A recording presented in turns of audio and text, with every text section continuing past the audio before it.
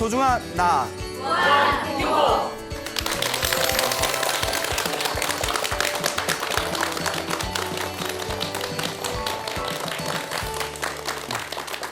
예, 만나서 반갑습니다.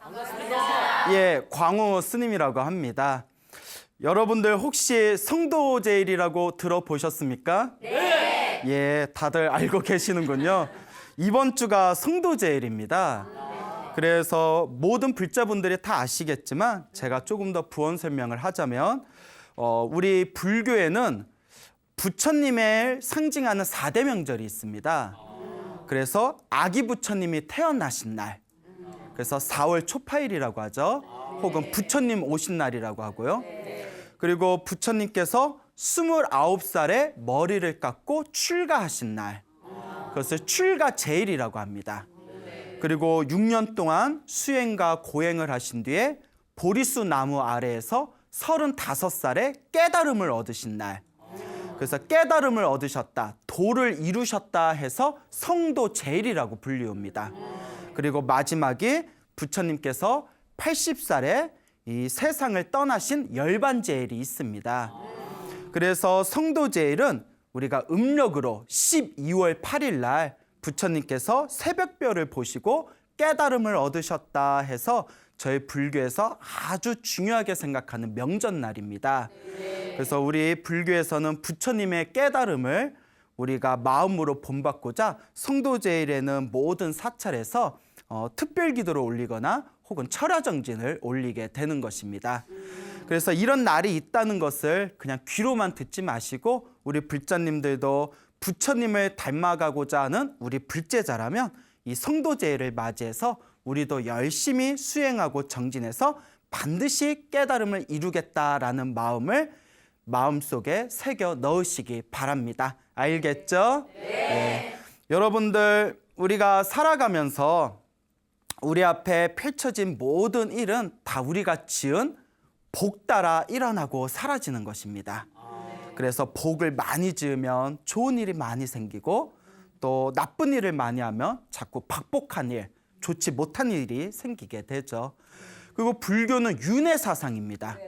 태어나고 죽고 태어나고 죽는 것을 반복하는 윤회 사상이기 때문에 우리가 이번 생에 어떻게 살았냐에 따라서 다음 생에 무엇으로 태어날지 우리가 가늠할 수가 없습니다. 그렇지만 우리가 분명히 내가 지은 업 따라서 내가 지은 업보에 의해서 다음 생에 또 다른 어떤 모습으로 내가 태어나서 내가 전생에 지었던 업을 받게 된다라는 것을 우리 불자분들은 반드시 명심하셔야 됩니다. 여러분들은 세상을 떠나시면, 그러니까 죽으면 어디로 태어나실 것 같아요? 좋은 데 태어날 것 같아요? 나쁜 데 태어날 것 같아요? 무슨 확신으로? 예, 그렇죠. 좋은 데 태어나고 싶으신 거겠죠. 그렇죠. 자, 제가 재밌는 불교설화 하나를 들려드릴까 합니다. 옛날에 어느 스님이 계셨는데 스님이 마을에 탁발을 나오셨습니다. 근데 이제 해가 저물어 가니까 지금 산에 올라가기가 너무 어둡겠다 싶어가지고 평소에 친분이 있는 어느 신도집에 가서 하룻밤을 이제 지내게 됩니다. 그 다음 날이 돼서 이제 스님이 일어나셔가지고 이제 마당에서 세수를 하고 계시는데 그 주인 어른이 다 이렇게 마당에 나와서 마당새야 마당새야 하고 부르더래요. 거의 주인 아저씨가. 그러니까 마당새가 예 주인 어른 부르셨어요 하니까 야, 엊그저께 저 윗마을에 박첨지라는 사람이 죽었다고 하는데 천당에 태어났는지 지옥에 태어났는지 알아봤느냐라고 물어보더래요. 네, 그 첨지라는 뜻은 나이 많으신 분을 이렇게 부르는 그런 보통 호칭입니다. 그래서 뭐 박첨지, 김씨면 김첨지 이렇게 부르게 되는 거죠. 그 박첨지라는 양반이 그 세상을 떠났다는데 천당에 태어났는지 지옥에 태어났는지 알아봤느냐? 그걸 어떻게 알아요? 근데 마당새가 스님이 이제 세수하면서 뭐야? 뭐 이러고 있는데 그걸 어떻게 알아? 이러고 있는데 마당새가 예 알아봤습니다 이러는 거예요. 그러니까 그 어디에 태어났냐? 예 알아보니까 지옥에 떨어졌습니다 이러는 거예요. 그래? 그러면서 또 이제 주인 어른이 하는 얘기가 아유 안타깝구나. 야 저기 아랫마을에 또 김첨지가 세상을 떠났다는데 천당에 태어난지 지옥에 떨어졌는지 빨리 알아봐라 이러더래요. 그 마당새가 예 제가 지금 빨리 알아보고 오겠습니다 이러더랍니다. 그 스님이 이렇게 세수하다가 그 얘기 듣고 이 사람들 뭐지? 신종 사기수법인가? 그렇잖아요. 도저히 뭐 합리적으로 이해가 안 되는 얘기를 하니까.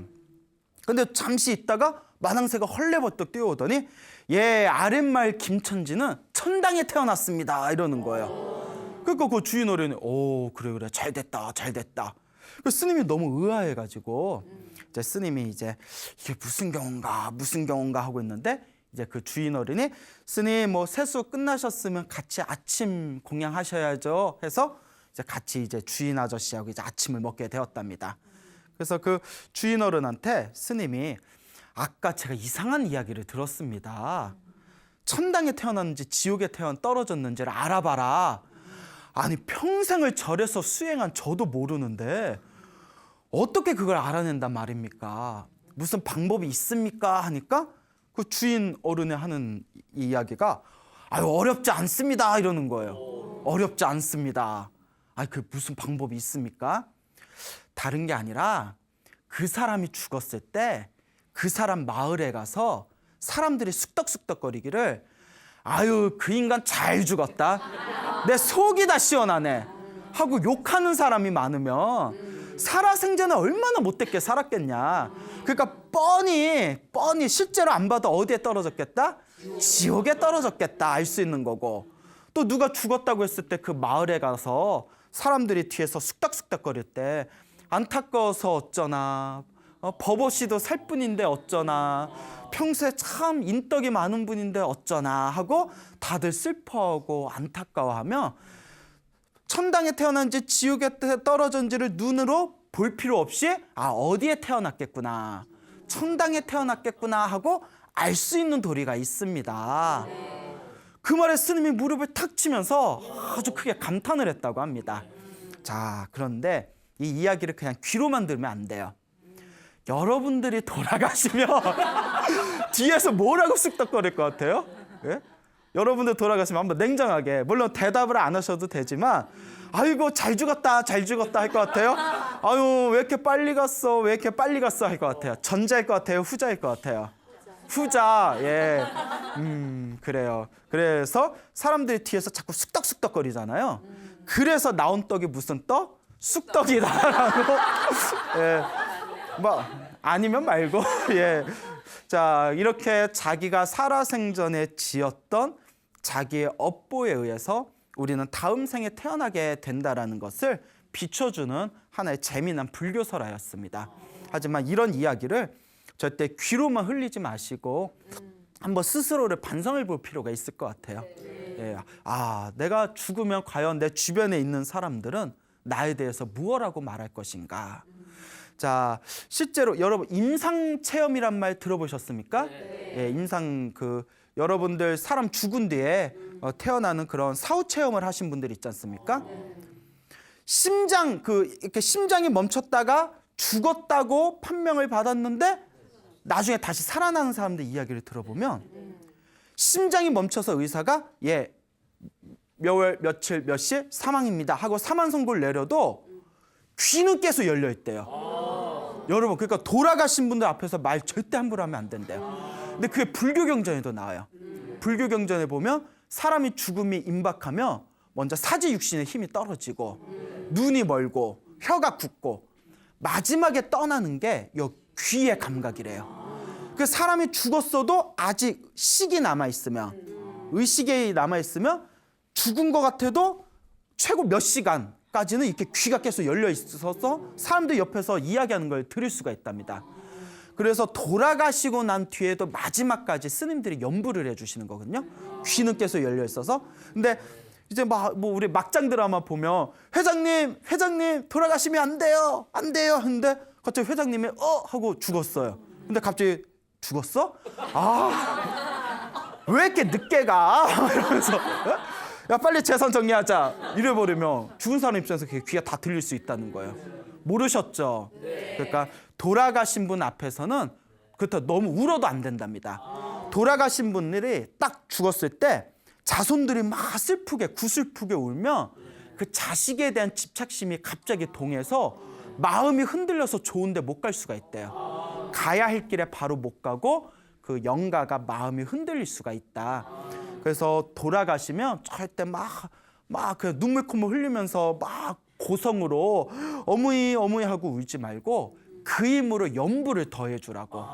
어머니 좋은 데 가세요, 아버지 좋은 데 가세요 하고 이렇게 숨이 멈췄어도 귀의 감각은 열려 있으니까 더 기도해주고 연불해줘라 라는 불교의 가르침이 있습니다. 알겠죠? 네. 그러니까 여러분들 뭐 지금 드린 말씀이지만 여러분들이 세상을 떠나게 되었는데 딱 내가 죽고 나서 이제 사람들이 모여가지고 아이고 왜 이제 갔을까 안타까워서 어떡하나 하면 그 이제 나는 죽었지만 내 귀로는 그 감각이 열려 있어서 들을 수도 있는 거고 아이고 잘 죽었다 왜 이제 갔어 이래버리면 내가 참 이렇게 목숨이 끊긴 순간에도 얼마나 마음이 아프고 또 굉장히 이 가슴이 또 쓰라리지 않겠습니까? 그러니까 우리가 살아생전에 잘 닦아야 된다라는 것을 명심하시기 바랍니다. 알겠죠? 네. 자, 우리가 또 살다 보면 괜히 딱 사람을 보면 괜히 잘해주고 싶은 사람이 있고 그런 경우 있죠. 또 누굴 보면 괜히 싫은 사람이 있어요. 이유도 없이 괜히 싫은 사람이 있고 또 우리가 살다 보면 괜히 나한테 굉장히 잘해주는 사람이 있고 아유 나 그냥 네가 마음에 들어 이래서 잘해주는 사람이 있고 내가 잘못한 것도 없는데 괜히 나만 보면 갈구고 괜히 나 막 괴롭히고 이런 사람들이 있어요. 여러분 그런 거 다 경험해 보셨나요? 예, 이것도 인연법이라고 합니다. 보이지 않는 거대한 인연의 흐름이래요. 그래서 우리 소나무에서 전생에 지었던 업보의 인연에 의해서 좋은 관계로 만나는 인연도 있고 나쁜 왼수로 만나는 그런 나쁜 인연도 있고 그런 어떤 재미난 불교설화에 대해서 제가 여러 번 말씀을 드렸지 않습니까? 예, 기억나세요? 예, 기억 안 나는 거 다 알아요. 예, 자 어쨌거나 그런데 또 재미난 얘기가 있는데 그 조선시대에 그 가장 큰 스님 중에 한 분으로 손꼽히는 분 중에 사명대사라고 있습니다. 다 들어보셨죠? 그 사명대사와 제자에 얽힌 이야기인데 이 임진왜란 구국의 영웅이었던 사명대사께서 어느 날 이제 산에서 제자들 2명을 데리고 이렇게 돌을 닦고 계셨답니다. 근데 이제 사명대사는 이제 심통력이 대단한 분이지 않습니까? 우리가 도통했다고 하지 않습니까? 제자들 이제 둘을 데리고 어느 날 이제 산을 이렇게 건널 일이 있었는데 산을 건너서 이제 절에 가는 길에 산 깊은 곳에 중턱에 큰 구렁이 뼈가 있더래요. 큰 구렁이 뼈가 있어서 이제 뼈가 다 삭을 정도로 오래된 큰 구렁이 뼈가 있길래 사명대사가 이렇게 발걸음을 멈추더니 첫 번째 제자를 부릅니다. 첫째 대사를 불러서 첫 번째 제자한테 저 이제 구렁이 뼈를 좀 양지 바른 곳에 묻어주거라. 그냥 저렇게 있으니까 보기가 안 좋구나. 그러니까 저 구렁이 뼈를 잘 수습해서 양지 바른 곳에 좀 묻어줘라 하니까 요 첫째 제자가 아유 귀찮게 뭘 그래요. 이미 다 사가가지고 이제 다 부스러졌구만. 뭐 귀찮게 일부러 힘씁니까? 그리고 이제 말을 안 듣는 거예요. 저 싫어요 이래버리는 거예요. 그러니까 이제 사명대사가 이제 둘째 제자를 불러서 둘째 제자에게 네가 저 구렁이 뼈를 양지 바른 곳에 좀 잘 묻어주거라 이렇게 이야기를 합니다. 그 둘째 제자는 이제 또 착했나 봐요. 예 스승님 제가 잘 묻어주겠습니다 해서 그 구렁이 뼈를 잘 수습을 해가지고 양지 바른 곳에 이렇게 잘 파서 이렇게 잘 묻어주고 또 앞에서 연불도 한번 해줬대요. 그 이제 첫째 제자고 둘째 제자고 이제 또 이제 절에 이렇게 쓱 가는 길에 마을을 지나가는데 큰 부잣집이 하나 보이더래요. 큰 양반집이 보이길래 그 양반집 앞을 지나가다가 사명대사가 딱 멈추더니 우리 때마침 절에 양식이 좀 부족하지 않냐. 보아하니 이 양반집이 좀 먹고 살만한 것 같은데 쌀이나 좀 시주해 가자. 그래서 첫째 제자에게 네가 먼저 가서 그 쌀 좀 한 자루만 달라고 탁발 좀 하거라 라고 이제 시켰답니다. 그 첫째 제자가 그 양반집에 가서 이렇게 계십니까 하니까 그 앞에 이제 주인이 나올 거 아니에요. 아 지나가는 이 산에서 공부하는 스님들인데 그 쌀 좀 탁발 좀 받으러 왔습니다 하니까 주인이 짜증을 팍 내면서 내가 왜? 뭐 이러면서 아유 그 쓸데없는 소리 하지 말고 어서 가서 우리도 쌀 없어 하면서 매몰차게 거절을 하더래요. 그 첫째 제자가 이제 사명대사한테 와서 자초지종을 얘기하면서 아이고 승질머리가 참 못됐습니다. 이 집은 안 될 것 같습니다. 그냥 가시죠. 그 사명대사가 가만히 있더니 둘째 제자에게 제자야 둘째야 네가 한번 가봐라 이러는 거예요. 그 첫째 제자가 아이고 스승님 제가 가봤는데 저기는 꿈쩍도 안 합니다. 괜히 둘째까지 가서 해코지 당하면 어쩔로 그럽니까? 사명대사가 아니다 기다려봐라. 둘째야 네가 가보거라. 그 둘째가 갔어요. 쓱 가니까 또 그 양반집 마당에 이제 그 양반집 주인이 왔다 갔다 하는 거예요. 그래서 쓱 들어가니까 그 둘째 스님을 딱 보더니 갑자기 아이고 스님 어디서 오셨습니까? 이러더래요. 예, 지나가는 이제 저기 산에서 공부하는 스님인데 저기 좀 쌀 좀 얻을까 해서 왔습니다. 일단 그러십니까? 그 목도 마르실 텐데 잠깐 들어오시라고 해서 딱 앉혀놓고 뭐 물을 드릴까요? 녹차를 드릴까요? 아니면 뭐 아메리카노 한 잔 이러면서 예? 아이스를 해드릴까요? 따뜻하게 해드릴까요? 이제 차도 주고 뭐 간식거리도 내주고 또 이런저런 얘기하다가 스님 뭐 날도 저물어 가는데 여기에서 하룻밤 주무시고 하십시오 또 이러는 거예요. 밖에서 기다리는 스님들이 계셔서 가야 되는데 저 쌀을 좀 탁발할 수 있겠습니까? 그러니까 아이고 하면서 쌀을 한 자루 두둑하게 또 쌀을 담아가지고 이렇게 마중까지 나오는 겁니다. 별일이 다 있죠. 그 둘째가 쌀자루 딱 들고 뭐 룰루랄라 이렇게 오니까 첫째 제자가 기분이 확 상한 거예요. 자존심 상해서 누 차별하나? 그래서 사명대사가 이제 잘했다 하면서 이렇게 길을 떠나고 있는데 첫째 제자가 이제 분이 삭히질 않아가지고 막 씩씩거리니까 사명대사가 이렇게 얘기합니다. 제자들아 왜 첫째한테는 매몰차게 굴고 둘째한테는 저렇게 후하게 대접했는지 그 이유를 모르겠냐 이러는 거예요. 그럼 모르죠. 첫째 둘째 서로 마주보면서 스님 잘 모르겠습니다 하니까 요 사명대사가 하시는 말씀이 저 양반집 주인이 누군지 아느냐? 전생에 둘째가 양지 바른 곳에 묻어준 구렁이 뼈에 후신이다 이러는 거예요. 그러니까 그 구렁이가 죽어가지고 어디로 태어났다? 양반집으로 이제 태어나게 되었다는 거죠. 그러면서 하시는 그 사명대사의 말씀이 우리는 눈으로 보지 않고 알 수는 없지만 서로가 보이지 않는 어업의 인연이 있다. 그래서 둘째 제자가 전생에 자기 몸뚱아리였던 그 구렁이의 뼈를 잘 수습해가지고 양지 바른 곳에 잘 묻어준 그 인연에 의해서 그 주인이 둘째 제자를 보고는 괜히 이유도 없이 고마움을 느끼고 괜히 보고 잘해주고 싶은 마음이 저절로 일어났다는 겁니다. 이게 바로 인연의 흐름이라는 거예요.